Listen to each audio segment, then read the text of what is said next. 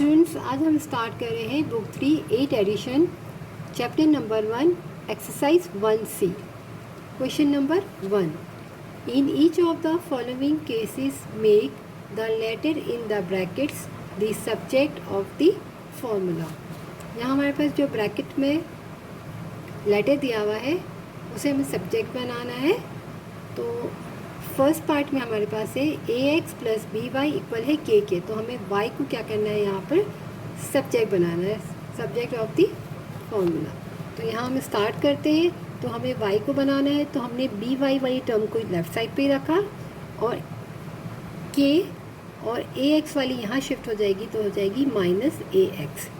अब y को हमें सब्जेक्ट बनाना है, तो क्या करेंगे, सिर्फ हम y यहाँ रखेंगे, b मल्टीप्लाई में वहाँ जाके डिवाइड हो जाएगा, k minus ax divided b। Answer part B. Part B में जो ब्रैकेट में हमारे पास लेटर है वो है n। तो यहाँ n हमारे पास यहाँ पर है। तो हम क्या करते हैं कि राइट साइड पे है, तो कोई बात नहीं, लेफ़्ट हो या राइट हो, जो आपको इजी वे रहता है, आप दोनों तरीके से यूँ कर सकते हो।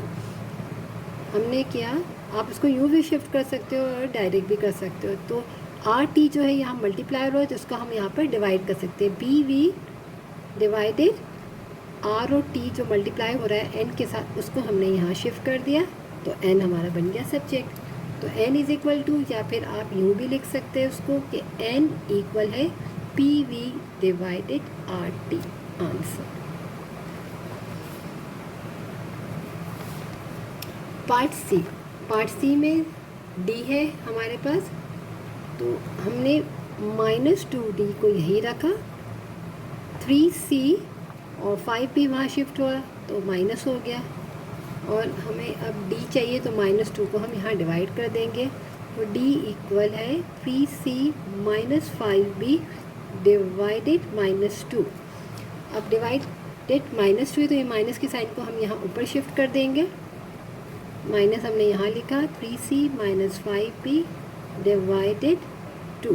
हम डायरेक्टली इसको ऊपर मल्टीप्लाई कर सकते हैं, बट मैंने एक स्टेप ज़्यादा किया कि यहाँ मैंने ये वाला माइनस को यहाँ पे माइनस लिख दिया ताकि हम इसको मल्टीप्लाई कर सकें। तो हम बोलेंगे d इज़ इक्वल टू, जब हम इसको ओपन करेंगे तो ये माइनस हो जाएगा और ये प्लस हो जाएगा। तो जब जो माइनस वाला है इसको हम बाद में लिख देंगे, एक स्टेप में और ज़्यादा कर देती हूँ, मल्टीप्लाई करेंगे तो -3c प्लस 5p डिवाइडेड 2 आ जाएगा। तो पॉजिटिव वाले टर्म को हम पहले लिख लेंगे, 5p माइनस 3c डिवाइडेड 2। जिनको समझ में आता है वो डायरेक्ट कर सकते हैं कि जैसे ये माइनस को हमने ऊपर मल्टीप्लाई किया तो ये हमारा पॉजिटिव हो जाएगा, तो इसको हमने स्टार्टिंग में लिख लेंगे, और ये हमारा नेगेटिव हो जाएगा तो इसको हम बाद में लिख लेंगे। बट मैंने एक एक स्टेप किया आपको एक्सप्लेन करने के लिए।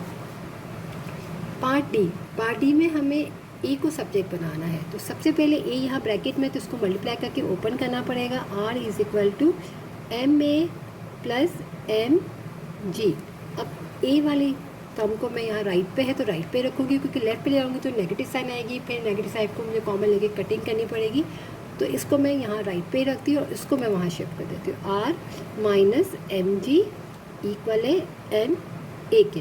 अब ए के साथ m मल्टीप्लायर हो, इसको हम यहाँ पर डिवाइड कर देंगे, M G divided m equal है a के।